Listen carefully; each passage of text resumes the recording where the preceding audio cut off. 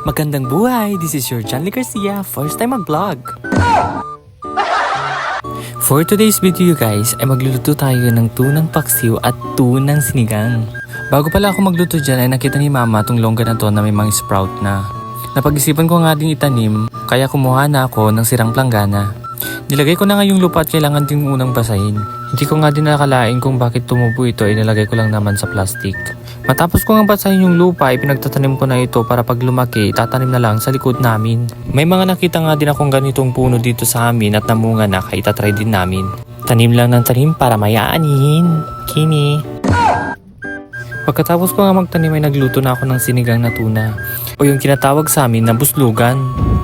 Meron pala mga tanim ang ate ko ng mga pechay at kangkong dito sa taas ng bahay. Kumuha nga din ako ng konting kangkong para ilalagay sa sinigang para hindi boring. Go! Siyempre hugasan muna natin go. Parang hindi nag-iisip. Tinikman ko na't lahat at luto naman na yung tuna kaya nilagay ko na ang kangkong dito. Kanamit uy. Napag-isipan ko nga din magluto ng paksiw na medyo maanghang at medyo maasim. In fairness, fresh ang tuna. Sana ikaw din, Kimi.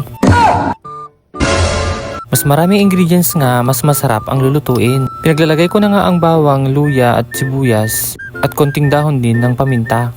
Konting asin at konting mantika para mawala ang lansa. Hindi nga magiging masarap ang paksiw kung walang sukang Ilocos. Nagnanamin bes. Yun lamang po, agyaman.